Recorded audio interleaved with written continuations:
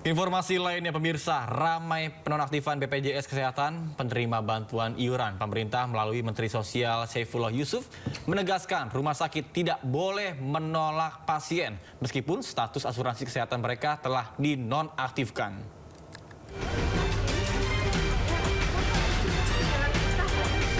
Sejak BPJS Kesehatan bagi warga kurang mampu atau BPJS penerima bantuan iuran jaminan kesehatan dinonaktifkan, antrean terjadi di sejumlah kantor BPJS. Salah satunya di kantor BPJS Depok, Jawa Barat. Akibat status BPJS Kesehatan tidak bisa digunakan, warga mengaku tidak bisa berobat, bahkan ditolak rumah sakit. Pihak BPJS menyarankan warga beralih ke BPJS Mandiri, namun dirasa memberatkan. Menteri Sosial Saifullah Yusuf atau Gus Ipul angkat bicara mengenai hal ini. Ia menegaskan bahwa rumah sakit tidak diperbolehkan menolak pasien meskipun status BPJS PBI mereka dinonaktifkan. Gus Ipul juga berjanji jika pemerintah akan bertanggung jawab terkait dengan polemik penonaktifan BPJS PBI JK. Tidak boleh rumah sakit menolak pasien. Itu dulu.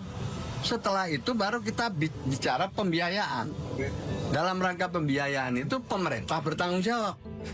Kalau dia memang dari keluarga yang berada di desil 1 sampai desil 4 atau keluarga yang telah ditetapkan oleh pemerintah daerah sebagai keluarga yang memenuhi syarat untuk memperoleh bantuan, ya akan kita bantu dan akan kita proses. Sudah ada mekanisme reaktivasi dan ini sudah disepakati bersama Kementerian Sosial, Kementerian Kesehatan, BPJS Kesehatan. Hal yang sama disampaikan oleh Wakil Menteri Kesehatan Dante Saxono Herbuwono. Ia menegaskan pihak rumah sakit tidak akan menolak pasien BPJS PBI, termasuk pasien cuci darah. Menkes juga menyebut status BPJS PBI JK bisa diaktifkan kembali. Kalau memang membutuhkan cuci darah, bisa diaktifkan kembali BPJS-nya, dan sama sekali tidak akan kita tolak untuk cuci darah. Nah, berarti nggak boleh Pak ya kalau rumah sakit? Nggak boleh menolak. Ya. Ini kan kita lakukan aktivasi. Ya mereka yang kemudian memang harus memerlukan cuci darah, tapi BPJS-nya itu dinonaktifkan oleh Dinas Sosial, boleh melakukan reaktivasi lagi. Polemik berawal saat kartu BPJS penerima bantuan iuran jaminan kesehatan milik pasien mendadak tidak aktif. Akibat pasien kebingungan, warga berharap pemerintah segera mencarikan solusi. Tim Liputan iNews melaporkan. Aksi demo menuntut pemekaran tanah luwu yang dilakukan serentak di 3 kabupaten dan 1 kota di Sulawesi Selatan berlangsung hingga malam hari. Sementara di Kota Palopo, aksi pemblokadean jalan Trans Sulawesi ricuh saat para pengendara memaksa pendemo membuka blokade. Perjuangan ini adalah untuk memperjuangkan Pancasila. Lila kalila, Bapak jangan perjuangkan diri sendiri. Bersatu juga kami rakyat rakyat itu menderita.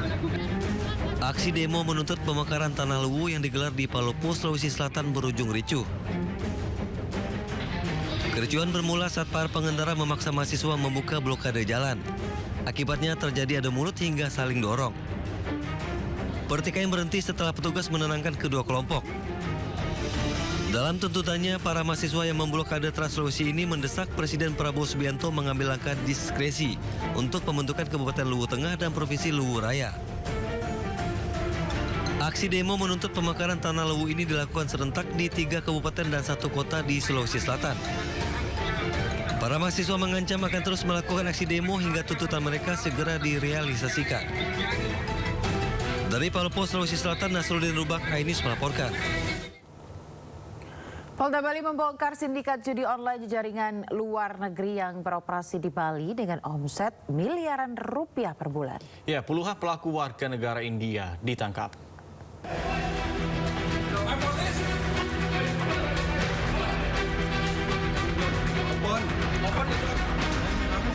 Ditresiber Polda Bali menggerebek markas judi online yang melibatkan WNA asal India. Kali ini polisi menangkap 39 orang dari 2 lokasi berbeda, yakni di sebuah villa di Canggu dan di Jalan Raya Munggu, Tabanan, Bali. 3 unit komputer, puluhan handphone, 15 laptop, dan 2 router diamankan sebagai barang bukti. Dari 39 warga negara India yang ditangkap, 35 orang telah ditetapkan sebagai tersangka. 8 diantaranya telah dilakukan penahanan, sementara 4 orang lainnya masih berstatus saksi. Para pelaku masuk Indonesia menggunakan visa wisata. Mereka berperan sebagai operator sekaligus telemarketing yang mempromosikan situs judi melalui media sosial. Beroperasi sejak November 2025, dalam sebulan omset operasional mencapai 7 hingga 8 miliar dari kedua TKP. Ada 2 TKP yang dicurigai melakukan aktivitas ilegal.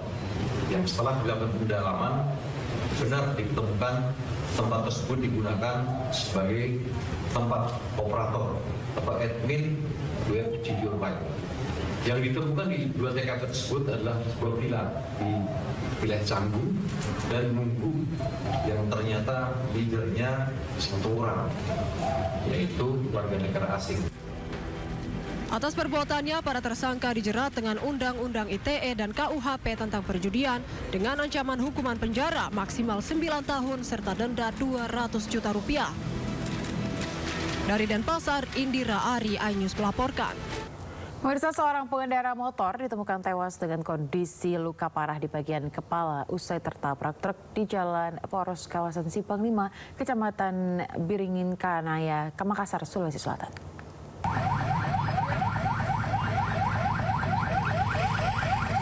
Seorang pengendara sepeda motor ditemukan tewas dengan kondisi luka parah di bagian kepala usai terlindas ban truk di Jalan Poros kawasan Simpang 5, Kecamatan Biringkanaya, Makassar, Sulawesi Selatan. Kecelakaan berawal saat korban Kamri 46 tahun warga Kabupaten Pinrang hendak menjenguk anaknya yang kuliah di Kota Makassar. Namun saat di Jalan Poros kawasan Simpang 5, korban tertabrak truk akibat terlalu dekat sehingga sopir truk tak menyadari keberadaannya. Akibat tabrakan tersebut, korban sempat terseret sejauh 10 meter dan terlindas. Sopir truk baru menyadari kejadian tersebut setelah ditegur warga di lokasi. Tiba-tiba saya mau gak naik, dia mungkin mana masuk terowongan, tiba-tiba langsung datang. Motor itu? Iya. Berapa orang ini boncengnya atau bagaimana? Sendiri. Bagaimana ada bunyi? Bagaimana cara sampai nu tahu?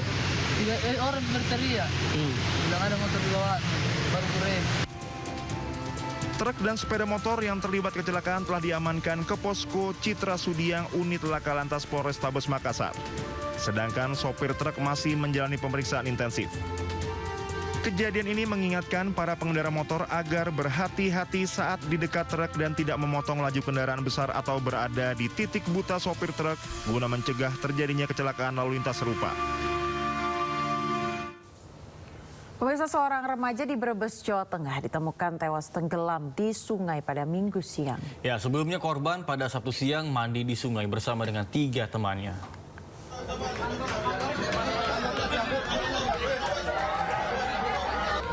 Tangis keluarga Denny Arya Lembayung pecah saat jasad remaja berumur 14 tahun itu tiba di rumah duka. Denny ditemukan tenggelam di Sungai Mayah, Desa Pejagan, Kecamatan Tanjung, Kabupaten Brebes. Peristiwa bermula pada Sabtu siang ketika seorang warga melihat korban sedang mandi di sungai bersama 3 temannya. Namun karena tidak bisa berenang, korban hanyut terbawa arus. Pencarian dilakukan oleh tim gabungan TNI Polri, Basarnas Cilacap, dan BPBD Kabupaten Brebes.